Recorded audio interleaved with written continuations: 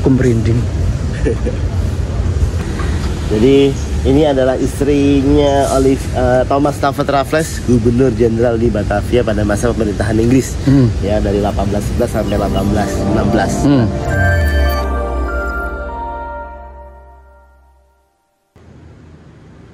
Nah teman-teman, sekarang saya ada di Museum Prasasti di daerah Tanah Abang ya Pak ya, Tanah Abang Jakarta Pusat.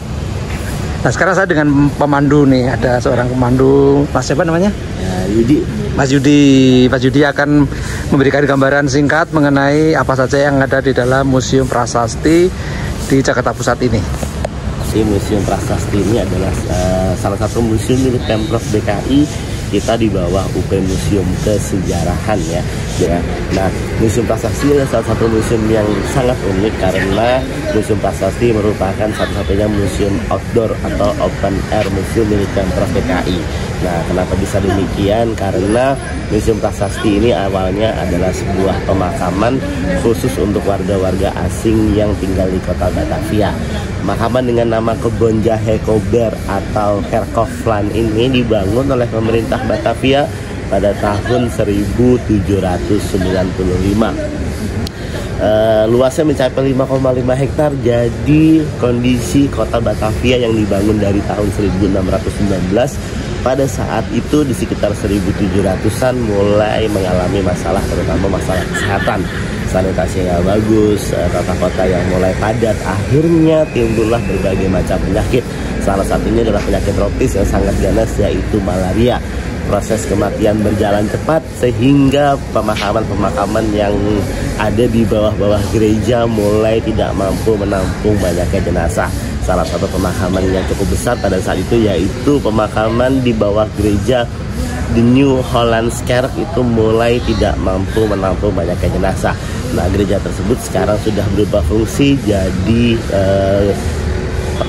museum ya, namanya Museum Wayang di Kota Tua. Nah, karena menurut pemerintah Belanda bahwa pemakaman itu menjadi salah satu juga membuat udara kota tidak sehat dan memberikan efek buruk kepada warganya, akhirnya pemerintah kota mencari lahan baru.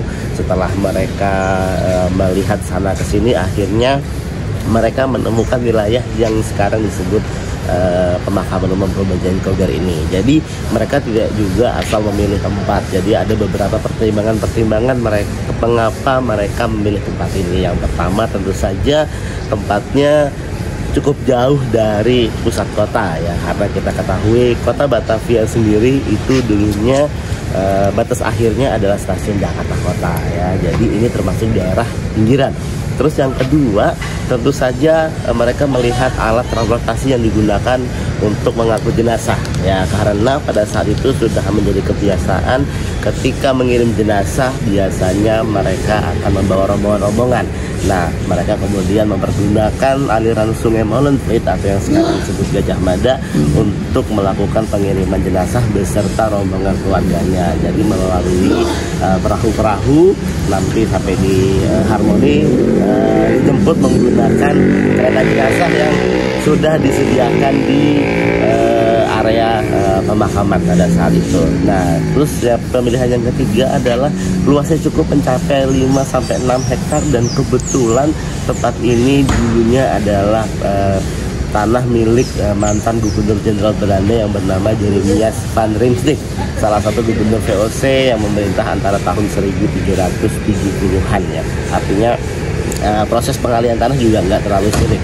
Nah, setelah menetapkan tempat ini kemudian mulai resmi dipergunakan pada tanggal 28 September tahun 1795. Karena diresmikan di tahun itu, maka tempat ini diklaim sebagai TPU modern pertama di dunia. Ya, kenapa di dunia?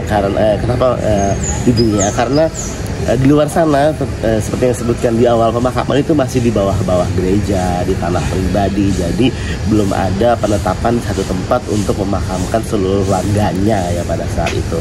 Nah, pemakaman Kebon Jaikober kemudian berkembang menjadi pemakaman yang sangat prestisius karena banyak pejabat tinggi sejarah, pelaku sejarah, selebritis di masanya, dan militer-militer yang berpangkat jenderal-jenderal itu dimakamkan di sini. Karena kalau kita lihat dari prasasti batu nisannya itu mereka impor langsung dari Italia.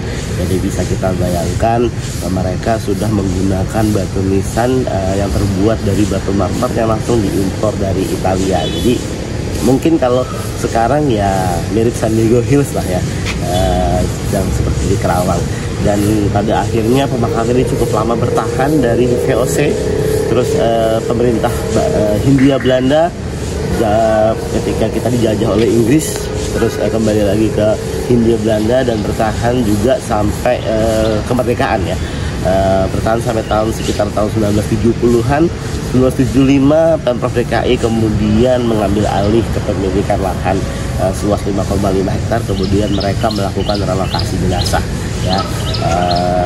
Semua jenazah kemudian dipindahkan ke Menteng, Pulo, dan Tanah Kusir. Tapi kalau bagi ada keluarga yang ingin mengambil jenazahnya ya dipersilahkan untuk merawat jenazahnya sendiri. Nah, setelah semua jenazah diangkat, batu nisan ditata ulang sedemikian rupa, kemudian diresmikan menjadi Museum Prasasti pada tanggal 9 Juli tahun 1977 oleh Gubernur DKI Jakarta pada saat itu, yaitu Bapak Ali Sadikin ya. Dan Museum Prasasti kemudian memiliki koleksi kurang lebih 1000-an prasasti nisan, terdiri dari batu andesit yang usianya itu lebih tua biasanya, karena batu andesit ini pindahan dari pemakaman sebelumnya ya. Mereka yang hidup antara tahun 1600 sampai 1700-an, dan yang asli dimakamkan di sini yang terbuat dari batu marmer 1800-an sampai 1900-an, terus ada sedikit yang terbuat dari perunggu. Nah, itu sejarah singkatnya dari Museum Prasasti. Jadi ini adalah contoh batu andesit dari Italia, Mas? Dari India, Pak. Oh, dari India? Ya. Ini batu andesit dari India, seperti yang ada di depan, di lobi bangunan Museum Prasasti ini juga terpampang puluhan prasasti. Tahunnya itu ada 1668, 1664, 1700 sekian gitu ya. Kira-kira begitu ya, Mas ya? Iya, dan rata-rata kenapa ada perbedaan kebudayaan. Jadi kalau Bapak lihat, kok dari batu nisan terbuat dari batu andesit besar adalah heraldik, tiba-tiba kok berubah jadi batu marmer kayak 180 derajat kan perubahannya. Kan waktu itu Masnya tadi bilang marmer terjadi pada saat masa Hindia Belanda kan? Hindia Belanda, betul. Tapi juga ada yang mempengaruhi juga, Pak. Apa tuh? Dari VOC itu rata-rata Protestan, karena Belanda itu Protestan. Oke. Nah, tapi ketika dijajah oleh Perancis, berangsur-angsur mereka ke Katolik. Loh, kita kan pernah dijajah Perancis. Belandanya dijajah Perancis. Oh, Belandanya dijajah Perancis. Lalu dipengaruhi orang-orang Belanda dan kemudian mengirim misionaris ke Batavia. Dengan agama Katolik itu ya. Oh, begitu. Ya 1800-an kebanyakan mereka memeluk agama Katolik, makanya bentuk prasestinya beda. Oh, nanti tunjukin nih, Mas ya. Mana yang Katolik, mana yang Protestan ya. Oke.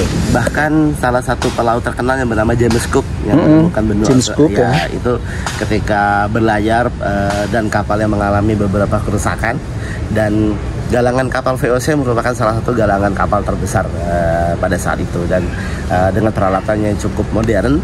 Dan ketika kapalnya James Cook itu dibenahi di kota Batavia, tentu kan memakan waktu beberapa lama ya.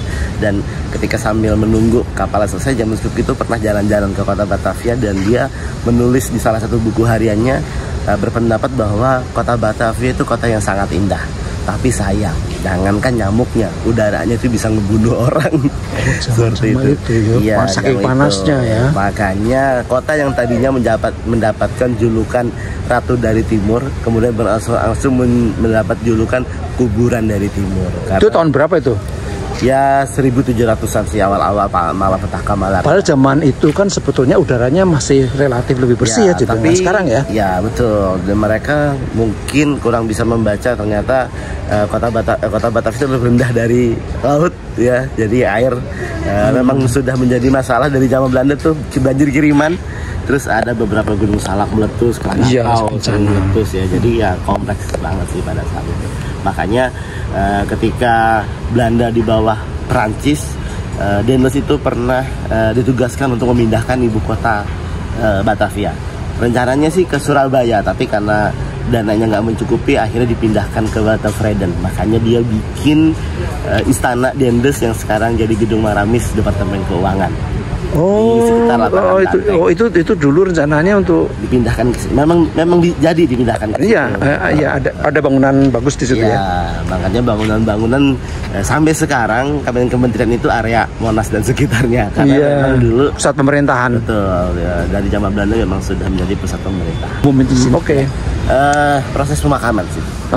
Proses pemakaman. Jadi tempat ini tuh biasanya melayani 2 kali waktu pemakaman. Dulu ya. Jadi ada pilihan mereka mau melakukan pemakaman di siang hari atau mau melakukan pemakaman di malam. Nah, jadi kalau di siang hari ya istilahnya biasa. Pemakaman di siang hari ya biasa, walaupun itu kalau malah siang hari malah biasa. Biasa ya, walaupun biasanya pemakaman mereka ya menurut kita sih udah paling mewah, karena mereka itu sudah punya IO sendiri untuk mengurusi biaya. Zaman dulu itu ya, ada IO-nya ya. Ada seragamnya, ada ininya. Mau berapa orang yang menghadiri itu sudah ada IO. Bahkan beberapa IO sendiri sudah punya tim penangis. Jadi yang khusus buat nangis-nangis itu ya tergantung keuangan keluarganya. Karena memang sudah menjadi adab mereka, pemakaman itu salah satu sumber salah satu unjuk kekayaan. Jadi semakin meriah maka dianggap keluarga itu akan semakin kaya. Bahkan mereka mencetak kenang-kenangan peneng ya, kayak simbol-simbol keluarga mereka. Itu biasa kadang-kadang kalau yang kaya banget ya terbuat dari emas. Kalau upacara pemakaman di malam hari, mereka menyebutnya pemakaman yang romantis. Ya, jadi bisa kita bayangkan pasti biayanya 2-3 kali. Itu malamnya jam berapa tuh, Mas? Ya, tergantung mereka membuat perjanjian. Bahkan saking ketatnya upacara pemakaman di malam hari, kalau seandainya keluarga ingin mengadakan upacara jam 8 malam misal ya, tapi mereka telat datangnya, siapnya jam 9, itu ada undang-undang yang menetapkan denda untuk pelaksanaan upacara itu gitu, dan dendanya itu sangat tinggi. Tapi ya lagi-lagi biar bagaimanapun karena menunjukkan gengsi, jadi mereka malah sengaja dilabat-labatin biar terkesan dia sangat kaya karena sanggup bayar denda itu. Oh gitu, keren juga ya. Iya. Sebentar. Hal semacam ini hanya berlaku di Batavia atau di kota-kota lain? Batavia, Pak. Batavia ya. Karena Batavia itu salah satu kota pusat perdagangan VOC, yang mana istilahnya area perdagangan VOC itu dari Afrika sampai ke India. Nah, jadi pelabuhan-pelabuhan itu semua barang-barangnya dikumpulkan di Batavia. Makanya mereka punya gudang yang sekarang jadi Museum Bahari. Museum Bahari itu adalah gudang ya, waktu itu ya. Gudang rempah-rempah. Jadi kenapa mereka perlu gudang-gudang di sana? Karena pelayaran dari Batavia ke Belanda itu membutuhkan pada saat pakai angin ya Pak ya. Kapal layar itu kurang lebih 9 bulan sampai 1 tahun. Dan mereka nggak bisa setiap bulan berlayar. Kenapa? Karena mereka butuh angin muson barat biasanya. Ketika angin muson barat sudah mulai ada, baru mereka mulai berlayar gitu. Jadi dibantu anginnya memang ke arah sana gitu. Tapi kalau misal bulan muson timur ya nanti dia kemana-mana, nggak nyampe ke Belanda gitu. Makanya dikumpulkan dulu. Nah, sebagai pusat kota makanya JP Koen pernah membeli bahan pintu gerbang dari Amsterdam Belanda, namanya Gate Portico, untuk dipasang di kota Batavia. Karena kota Batavia itu kan salah satu kota yang luasnya hanya kurang lebih 1,3 km persegi, dan rencananya itu ada 2 gate yang menghadap ke selatan itu namanya Gate Amsterdam, dan yang menghadap ke laut untuk menyambut kapal-kapal datang ke kota Batavia itu namanya Gate Portico. Kenapa disebut lonceng kematian? Karena lonceng ini sebagai tanda bahwa adanya upacara pemakaman akan dibunyikan lonceng ini ya. Jadi lonceng ini dibunyikan sebanyak 3 kali sebagai simbol akan adanya upacara pemakaman. Biasanya ketika lonceng ini sudah dibunyikan, gerbang akan dibuka dan pintu gerbang ini akan dihias untuk pelaksanaan upacara pemakaman. Jadi bunyinya kira-kira seperti ini.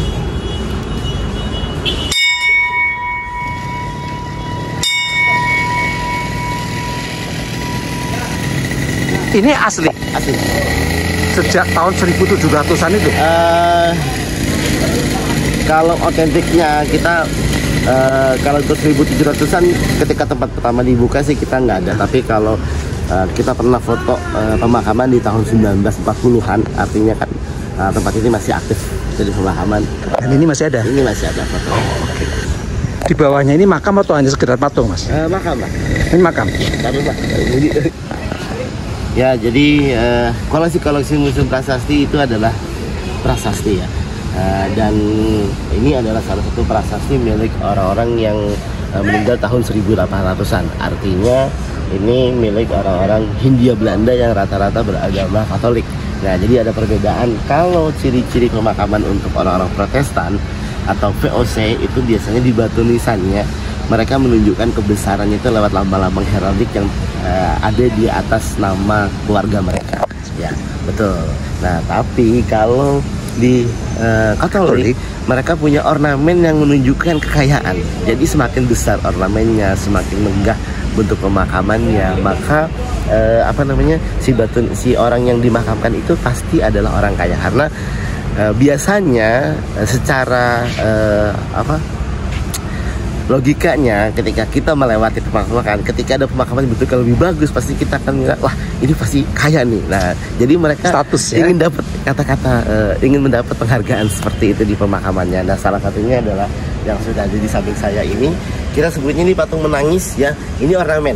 Jadi patung itu adalah ornamen di pemakaman. Jadi harusnya batu nisannya di sini, cuma karena ada penataan ulang, ini hanya tertinggal si ornamennya saja. Karena kalau masih ada batu nisannya, orang juga sudah tahu bahwa ini kuburan atau pemakaman. Nah, kita ingin mengurangi kesan itu. Jadi batu nisannya kita pisah. Nah, ini adalah ornamennya. Kenapa disebut bentuknya seperti ini? Legenda. Legenda itu bukan sejarahnya, tapi cerita turun-temurun. Dulunya ada seorang istri yang baru beberapa bulan menikah, tiba-tiba suaminya meninggal karena penyakit malaria. Nah, dia nggak kuat menahan kesedihan, akhirnya dia memutuskan untuk bunuh diri. Nah, jadi keluarganya ingin setiap orang yang berkunjung ke pemakaman ini bisa ikut merasakan kesedihan yang dialami oleh putrinya atau keluarganya. Makanya dia membeli bahan batu nisan ini langsung dari Italia, dipahat langsung oleh pemahat dari sana. Sculpture namanya Antonio Carminati dari Milan, Italia. Jadi tahun 1907. Iya, 1907. Jadi Carminati sendiri meninggal sekitar 1908 atau 1909.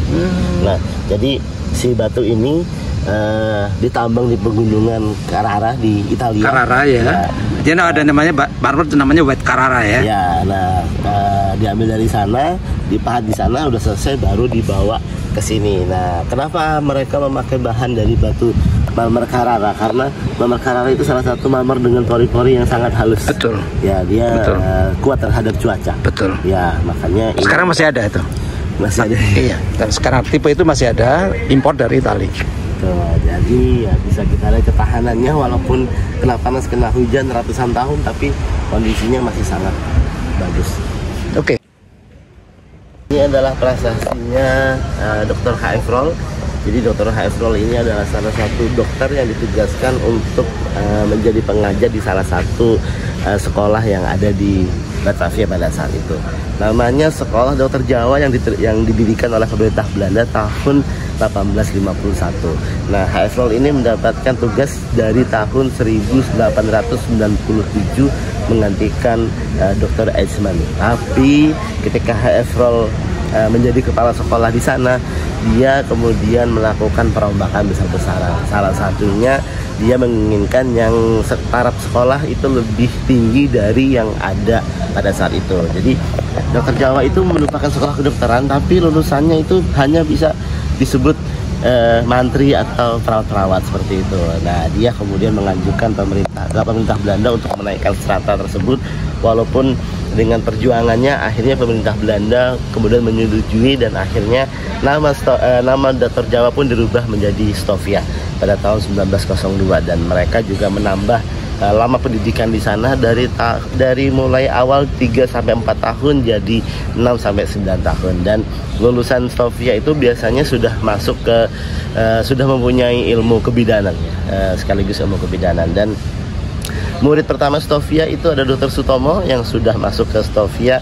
di usia 15 tahun, dan yang lulus pertama itu Dr. Wahidin Sudirosodo pada saat itu. Makanya Dr. Sutomo karena sangat senior, akhirnya dia mencoba untuk membuat salah organisasi, karena yang sekolah di Stovia itu tidak hanya dari kalangan ningrat, tapi juga ada yang kalangan biasa, yang mana kadang itu untuk bisa membantu perekonomian mereka, dan mereka juga akhirnya mendeklarasikan organisasi pertama yaitu Budi Utomo, yang mana budi yang utama, jadi mendahulukan rasa kemanusiaan, kebersamaan. Tapi lambat laun akhirnya menjadi salah satu organisasi yang cukup populer, yang mana hari lahirnya diperingati sebagai Hari Kebangkitan Nasional, yaitu pada tanggal 20 Mei. Cungkup ya kalau bahasa orang Jawa bilang. Ya, ini salah satu bentuk pemakaman yang ngasih original, dari mulai pagarnya. Artinya dalam 5 hektar itu, ya, dia di dalam 1 hektar ini, ya, ini tetap seperti ini ya. Betul. Tidak ada pindahan-pindahan ya. Tidak ada pindahan. Oke. Dan bentuknya juga masih asli. Oke. Ya. Keren banget ya. Tapi ada perubahan di atap atau di pintu lah ya. Tapi secara overall sih. Tahun berapa ya ini ya? 1800. Keren banget ya. Ya. Jadi ini masih nggak keropos gitu loh. Aku yang heran di situ loh. Kenapa ya zaman kayu zaman dulu tuh nggak keropos ya? Bahkan ada rayap segala macam kan? Ya. Nah, ini nggak pernah dibuka berarti ya? Dibuka, Pak. Nah, cuman kita masih ada perawatan. Jadi isinya kita jadikan gudang sementara, jadi kita nggak bisa buka. Jadi di makam di sini ada berapa orang ya, Mas? Ini satu keluarga milik Ambrosius Johannes Wilbrordus van Delden. Apa itu? Siapa dia? Jadi mungkin salah satu orang penting di Kementerian Perdagangan lah kalau sekarang ya, karena pada saat itu dia pernah membuka jalur perdagangan untuk kapal uap dari Batavia ke Australia, dan kisahnya itu sampai dibuat buku judulnya A Voyage to Australia, dan bukunya itu masih bisa dilihat di situs Amazon.com sampai sekarang. Kalau kita klik nama Van Delden, Ajuri Van Delden, itu juga di Google itu langsung keluar buku dengan cover fotonya si Van Delden itu sendiri. Dan salah satu tugas Van Delden itu memang sering luar negeri, dan akhirnya dia meninggal di Kobe, Jepang. Tapi jasadnya kemudian dibawa ke sini. Jadi perjalanan dari Kobe, Jepang itu ditulis di batu nisannya selama 1 bulan ya, kurang lebih ya.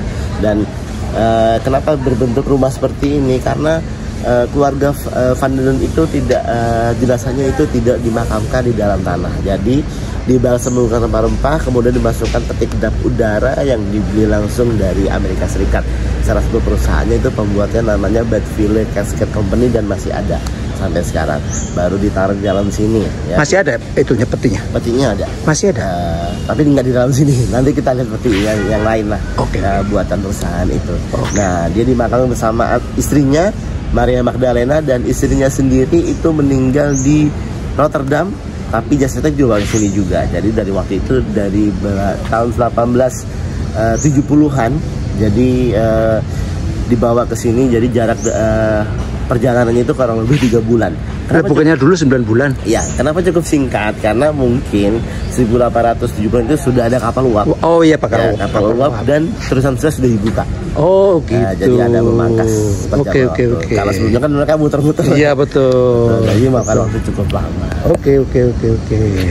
Kursi prasasti selain koleksinya adalah batu nisan, gedungnya, kita juga punya koleksi kereta-kereta yang digunakan pada saat itu. Tapi yang masih original itu adalah yang tengah, yang merupakan kereta jenazah, dan yang kiri dan kanan itu kereta baru, walaupun bentuknya seperti kereta kencana ya.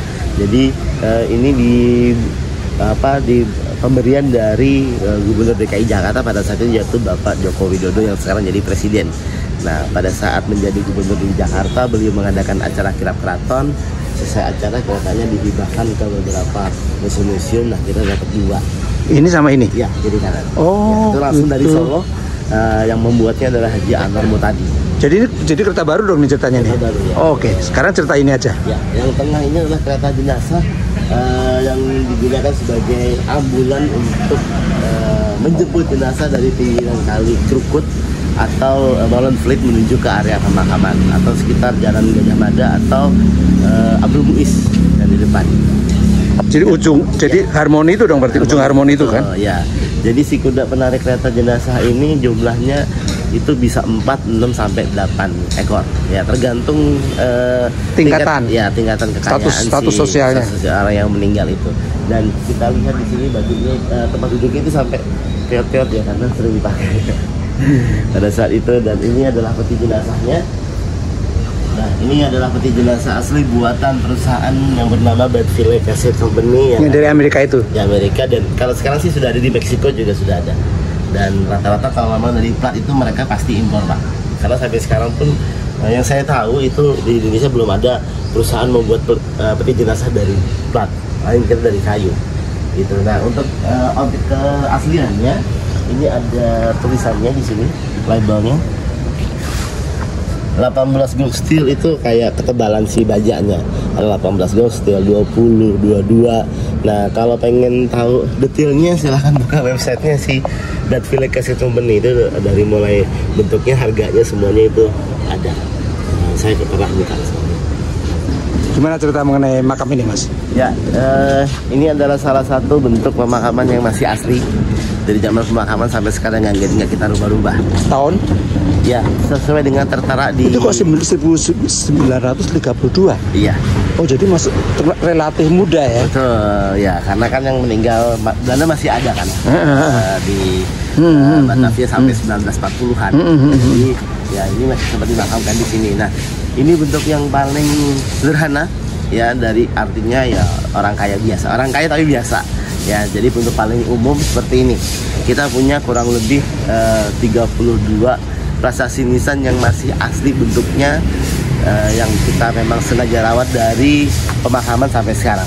Artinya ini untuk menjawab pertanyaan pengunjung apabila nanya, Pak, bentuk asli kuburnya seperti apa. Nah, seperti ini salah satu contohnya.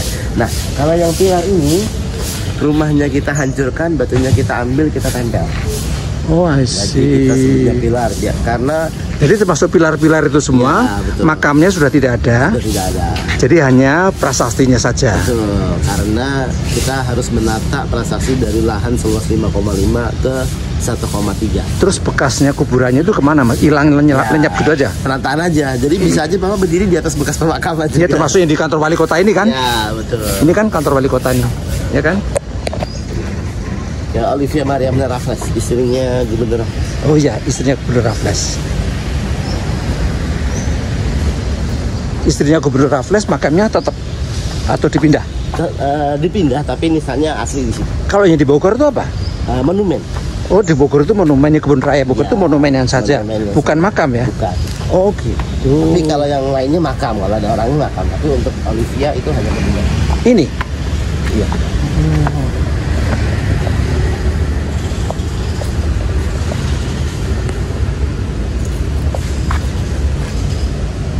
Aku merinding. November 1814. Meninggalnya istri dari Stamford Raffles, Thomas Stamford Raffles. Karena kita dijajah Inggris dari 1811 sampai 1816. 1811 sampai 1816, artinya cuma 5 tahun ya? 5 tahun, betul. Jadi ini adalah istrinya Thomas Stamford Raffles, Gubernur Jenderal di Batavia pada masa pemerintahan Inggris, ya, dari 1811 sampai 1816. Ketika menikah dengan Raffles, beda usia mereka itu hampir 10 tahun. Jadi lebih tua istrinya. Oh, ya, lebih tua istrinya. Karena untuk Olivia, Raffles itu suami kedua. Karena suami pertamanya itu meninggal di India ya pada saat itu. Nah, karena kan Inggris itu pusatnya di India, AAC kan, India kan. Dan pada saat menjabat sebagai istrinya Thomas Stamford Raffles, dia mendapatkan gelar baru yaitu Great Lady atau Nyonya Besar. Dan pada saat itu dari siapa? Dari pemerintah Inggris pada saat itu. Inggris ya. Karena kan Raffles kerajaan Inggris. Ya, dari kerajaan Inggris. Karena Thomas kan jadi gubernur di Batavia, dan pada saat itu Olivia menjadi salah satu istri juga yang sangat aktif mengikuti kegiatan suaminya. Bahkan dia membuat kebijakan orang Eropa dilarang menyirih. Emang ada yang ikut-ikutan nyirih? Ya pasti ada, Pak, karena kan sudah penasaran. Penasaran pengen tahu rasanya kayak apa gitu ya. Kalau nggak ada nyirih dia nggak akan membuat kebijakan seperti itu. Terus yang kedua, tapi masih boleh pakai sarung. Pakai sarung-sarung itu masih boleh ya untuk orang Eropa. Dan ketika mengadakan pesta-pesta, jadi Olivia itu membuat aturan kalau pesta aja bareng-bareng, jangan geng-gengan lah ibaratnya pada saat itu. Dan saking aktifnya akhirnya Olivia kena malaria juga, Pak, di awal 1814 itu. Nah, sebagai proses penyembuhan dan diketahui memang Olivia dan Raffles itu sangat suka botani, akhirnya mereka pindah ke Buitenzorg, ke Bogor. Ya, ke Bogor pada saat itu. Nah, kemudian mereka menempati yang sekarang disebut Istana Bogor, rumah villa mewah milik pemerintah Batavia pada saat itu. Dan untuk menambah luas bangunannya, Raffles menambahkan bangunan di kiri kanan Istana Bogor. Nah, terus Raffles juga mendatangkan ahli taman dari Inggris yang bernama William Kent untuk mendesain ulang taman di sekitar rumahnya Olivia. Ketika tamannya selesai, kemudian diresmikan menjadi Kebun Raya Bogor oleh pemerintah Belanda pada saat itu. Nah, tempat favorit Olivia itu adalah danau di sekitar Istana Bogor, kan ada danau. Yang teratai itu ada teratainya. Itu tempat favoritnya. Tapi sayangnya kesehatan Olivia makin lama makin memburuk dan akhirnya dia meninggal di usia 43 tahun. Masih muda ya? Ya, 43 tahun. Sebenarnya Raffles itu sangat ingin sekali memakamkan istrinya di Kebun Raya Bogor karena sesuai dengan kecintaan terhadap suasana di area Botanical Garden itu. Tapi sayangnya sebelum meninggal, Olivia ternyata membuat surat wasiat ingin dimakamkan di samping sahabatnya John Caspar Leyden. Ya, karena tidak bisa memakamkan istrinya di Kebun Raya Bogor, Raffles pun hanya bisa membuat tugu cinta di sana untuk mengenang istrinya. Jadi tugu cinta itu yang salah satu baiknya adalah, oh sayangku, kenapa kau meninggalkanku. Tapi setelah itu Raffles nikah. Ini sahabatnya? Ya. Sahabatnya namanya siapa, Mas? John Caspar Leyden. Siapa dia? Rencananya John Caspar Leyden ini ingin diangkat menjadi kepala untuk hubungan Melayu, penasihat untuk hubungan Melayu, karena dia bisa berbahasa Melayu, terus ya beberapa bahasa lah pada saat itu. Tapi sayangnya umurnya nggak panjang ketika sampai di Batavia, hanya 2 hari. Rudes ya, after the Falcondes. Jadi dia kena liver sampai di Batavia langsung meninggal. Oh, I see. Jadi ya dia ingin dimakamkan di sana, mungkin takut kesepian, jadi berdamping. Dia sahabatnya Olivia dan Raffles. Oh gitu, 2 hari sampai di Batavia meninggal karena liver. Nah, karena sangat sedih, Raffles dan istrinya kemudian membuat puisi untuk mengenang John Caspar Leyden.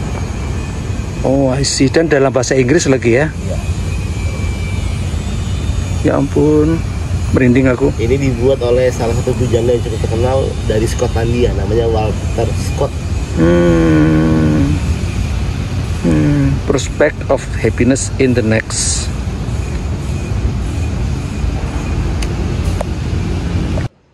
Terima kasih teman-teman telah menonton vlog saya sampai habis. Sampai jumpa lagi dalam tayangan vlog Wibi Kembara berikutnya. Tetap semangat dan selalu jaga kesehatan. Terima kasih.